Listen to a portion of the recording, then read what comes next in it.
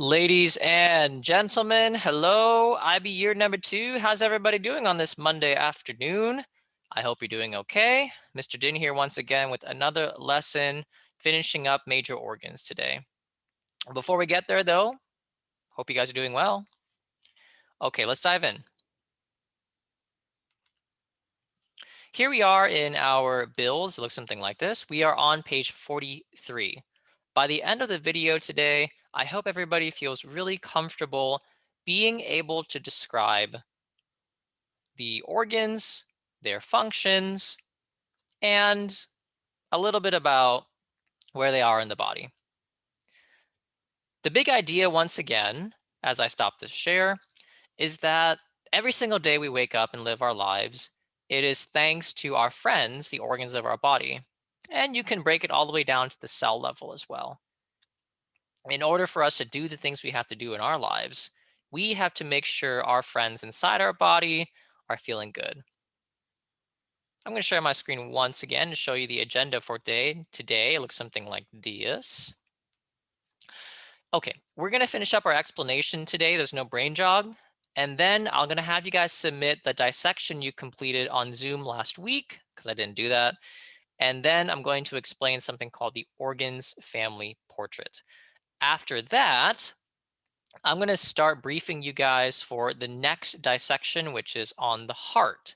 So after we go through a survey of all the organs, we're going to dive into some individual organs. That's how we're going to do it. Big overview and then go specific. All right, that's the agenda. I'm going to share my screen once again with you guys. And I believe we left off on the stomach. So you guys should have your markers out, should have your pens as well, your flashcards, and you should eliminate all unnecessary distractions. You don't need all that rubbish. You just need to focus on major organs. What am I going to learn from major organs? Here we go.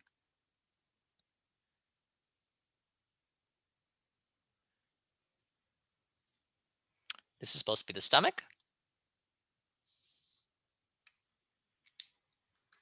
The stomach is a sac of muscle.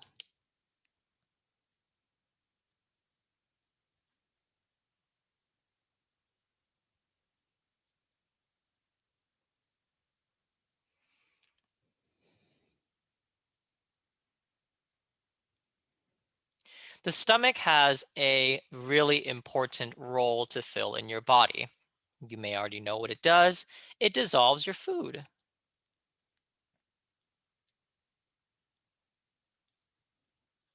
It uses a specialized protein we call an enzyme. And it pumps out a very strong acid called hydrochloric acid. This is not the letter E, this is a cursive letter L. It's easier to see than if I wrote this, HCl, hydrochloric acid.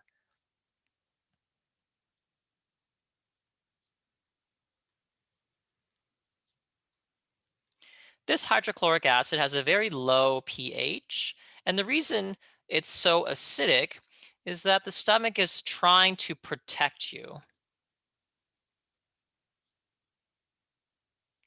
Not only does the hydrochloric acid destroy any incoming bacteria or viruses that may be in your food, it also creates the necessary environment for the enzymes to work.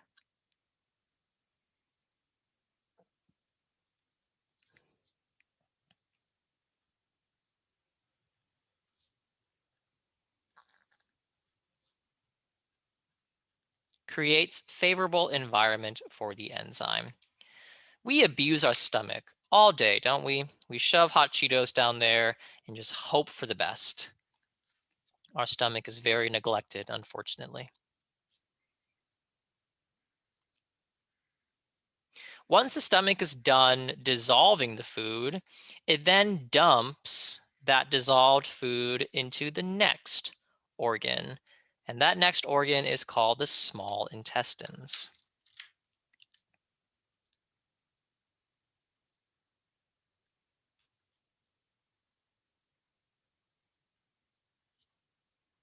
The small intestines absorb the food into the bloodstream.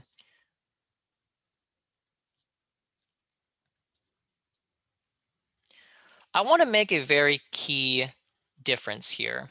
The stomach doesn't do the majority of the absorbing. The stomach only breaks the stuff down. The intestines are the ones that actually absorb into the bloodstream. Yes, there are some things that are absorbed in the stomach, but most of the things are absorbed in the small intestines. Connection to Unit 2. The monomers that are broken down as a result of the hydrolysis reactions of the stomach are small enough now to be absorbed into the bloodstream through the small intestines. The small intestines cannot absorb polymers. They're too big. These small intestines can only absorb monomer forms of your macromolecules. I'm using a lot of old vocabulary there. Hopefully that's recognizable to you.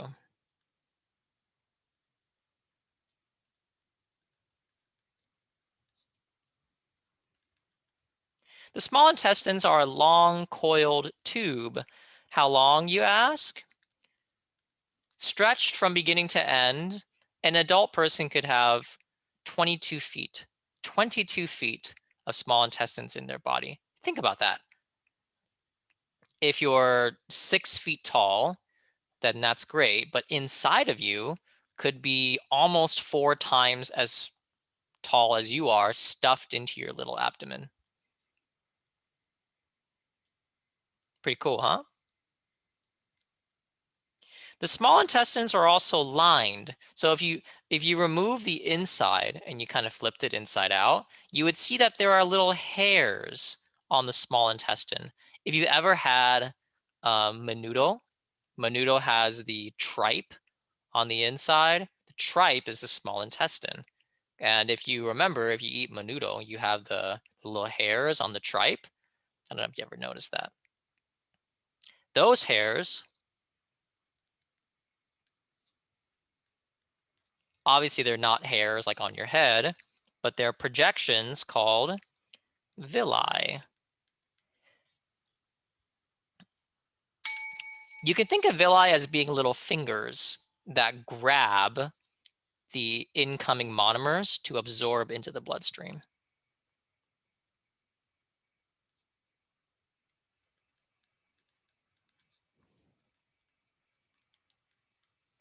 There are 3 important sections to the small intestines that I'm not going to name today. I'm going to name them when we talk in more detail about digestion.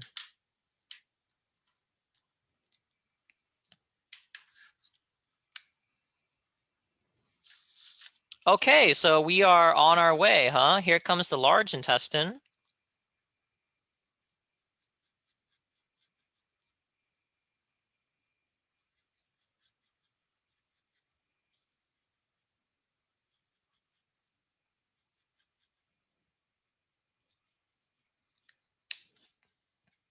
The large intestine kind of coils around all that small intestine area.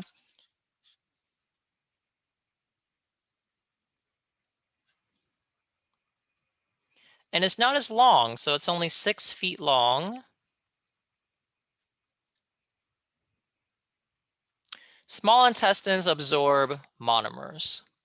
Large intestines absorb water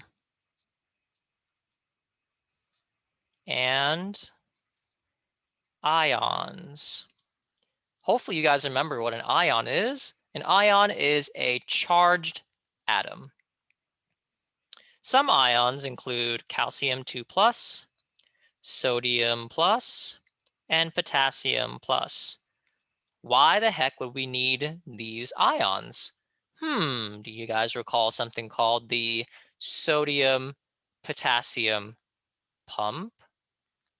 All that stuff's got to come from somewhere. Why not your food?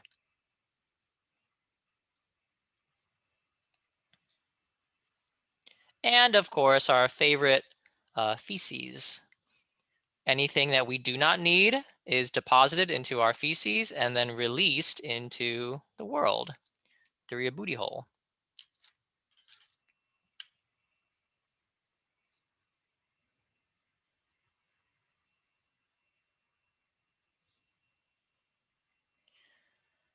Do, do, do. Na, na, na, na, na. Do you guys know this song, Can't Help Falling in Love? I have that song stuck in my head. I learned how to play that song on piano a year ago, and I wanted to change it a little bit, so I'm kind of working on it. Different variations. Anyway, speaking of singing, the lungs are also an important organ of your body. It is what takes away poisonous carbon dioxide and exchanges it with oxygen. The lungs are very soft.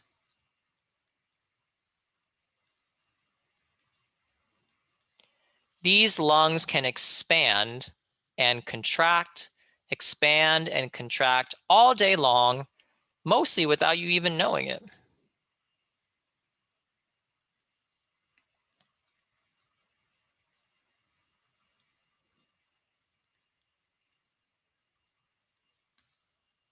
So the lungs, like I said, exchanges poisonous carbon dioxide with oxygen gas.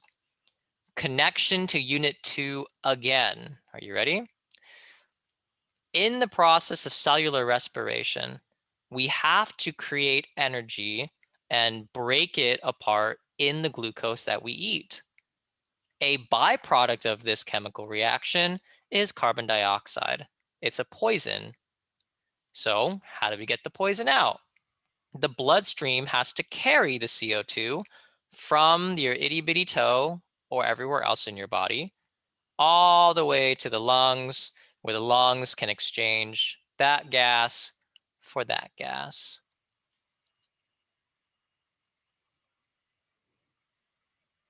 As I said, the lungs will inflate, they will deflate, and all of this is mediated by a muscle,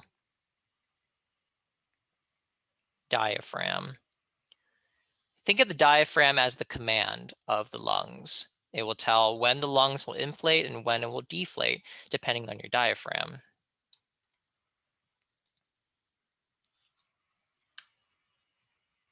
Take a deep breath and draw this next organ. Boy, do I love my breaths.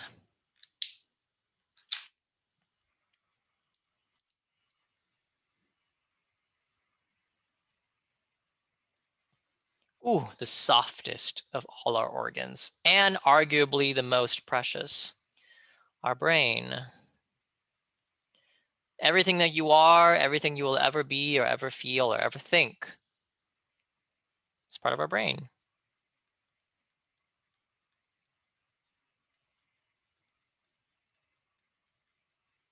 Our brain is irreplaceable. The different processes that our brain does, many are still unknown to us. I've been told that the brain is a little bit like the bottom of the ocean. It's largely unexplored, it's vast, and many things we don't yet understand. But there are some things we do understand. We know that the brain is responsible for our sensations. We can smell, we can hear, we can see, all because our brain processes the things that are coming out, the things that are coming into our body.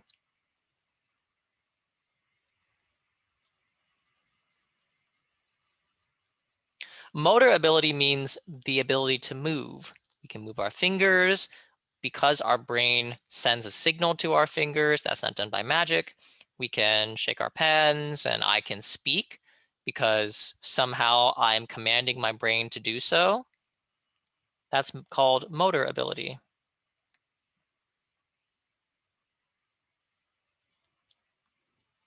And this may seem obvious, but the brain is protected by a very strong bone called the skull. It's not impenetrable. Things can break the skull, of course, but it does a pretty good job.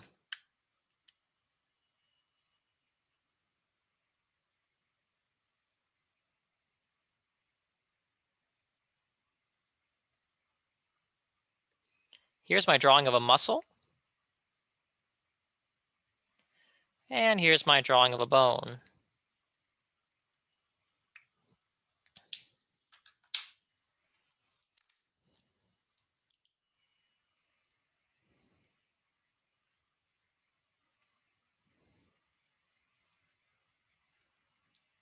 Muscles, if you've ever eaten a chicken leg or a piece of steak or something, you can see that the muscles are lined. Or in other words, striated. That's another word for lined. Striated, striated. The bones and the muscles, well, they allow us to move through physical space.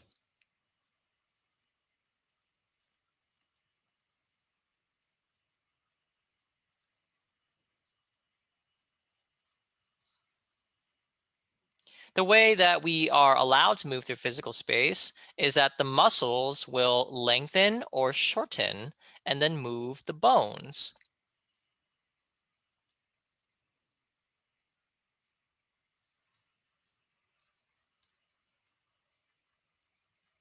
They lengthen or shorten to move bones. And I don't have room for this, but I'm going to say it out loud. Please include it in your notes. I'll make room.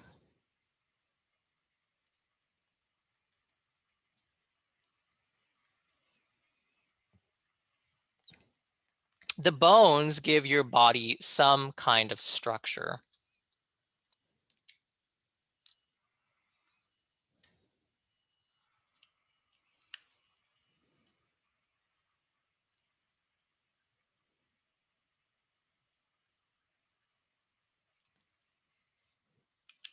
Skeletons and bones are magnificent organs, and we don't often think of them as being made of cells and our organs. We just kind of eat the chicken leg and toss it out, right?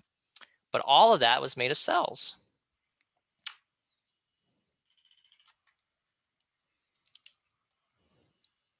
Yet another neglected organ is our skin.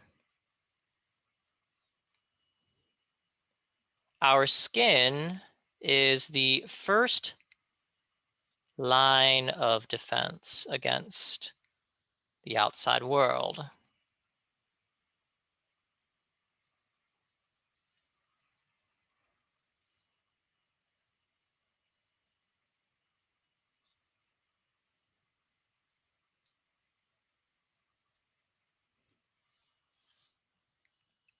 So the world outside our bodies is actually quite harsh. In Southern California, it's very dry. If you're left out for a couple of days with no water, you're going to die. You need water. It's also, it could be very windy. It could also be very ashy. There's a lot of stuff out there that can be harsh to our bodies. So our skin protects us from that. Thank you, skin. And as I said during dissection, it is the largest organ of the body.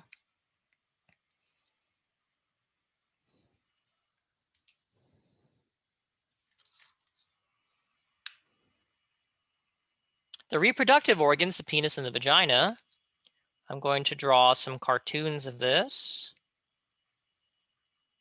Something like that. And the vagina looks something like this, with kind of two legs coming out this way. So over here is the penis and over here is the vagina.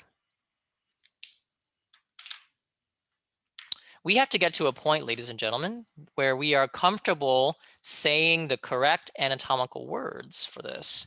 Penis and vagina, they are both a part of our biology, and they are responsible for sexual reproduction. Connection now to Unit 3. Sexual reproduction includes the process of meiosis. Meiosis is very important to ensure variation in the offspring.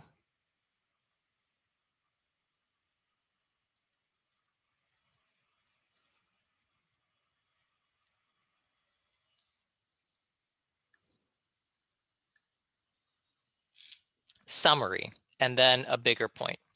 Summary is these are the organs that we were studying for the class. Liver detoxifies the blood and some other stuff. Heart pumps the blood around the body and some other stuff. Stomach dissolves the food with hydrochloric acid and enzymes. Small intestine absorbs the food. It's made of 3 parts. Large intestines absorb water and ions. The lungs exchange carbon dioxide for O2. The brain is the central processor. Muscles and skeleton allows our body to move through physical space and gives our body form. The skin is the first protection against the rough outside world. And the reproductive organs allows for sexual reproduction. All of these organs together make you able to survive. So let us not take any of these organs for granted. New point. Each one of these organs belongs to a different system of the body. And so some of them are easy. The heart belongs to the cardiovascular system. The liver, stomach, small intestine, large intestine belong to the digestive system. The lungs, respiratory system. The brain, nervous system. Muscles and skeleton belong to the musculoskeletal system. However, the skin, I think, is the most difficult one. Skin belongs to integumentary system. Do you have to know integumentary? Yes, you do. There are some other systems that we were not able to represent in our explanation today, and I'm going to write them up here somewhere. I'm going to write them right there. Immune system. Lymphatic system. Urinary system. Those 3 we were not able to represent. That's okay. Immune system protects us on the cellular level against diseases. Lymphatic does pretty much the same thing as immune system with some other small differences. And then the urinary system gets rid of the liquid waste from our bodies. You have to know the system that matches the organ, how it looks and what its function, and of course, the big picture of how organs work together. As I've told you 2 times already, this was my major in college, and I'm still amazed that our body can do all the wonderful things it does almost to perfection. It's a really, really wonderful machine. And all of this still, on some level, still amazes me. Okay, I'm going to stop that share. I hope you guys enjoyed this. Oh, wait, I was supposed to mention the family organ portrait. Okay, here's how it works. I need you guys to draw me a family portrait. So include all of the organs we have here, including those in dissection, and you're going to draw for me a family portrait. So pretend this is your 8.5 by 11 sheet of paper, and you'll have like a frame. You're going to draw all the organs in here as if they were all part of the same family. You know, like when a family with a mother and a father and kids, they get together, they take a family portrait, they put the portrait on top of the chimney or something, or the fireplace of the chimney. Chimney is too high. And what I want you to do is I want you to, let's say this is the heart. Now let's do an easy one. Let's do lungs. Lungs like this. Give a little eyes like that.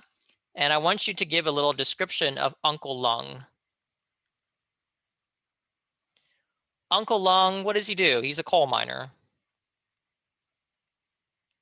And then whatever the description is has to match what the function is somehow, okay? Obviously, it's going to be a bit of a metaphor, but when I read it, I have to see some connection to the actual function.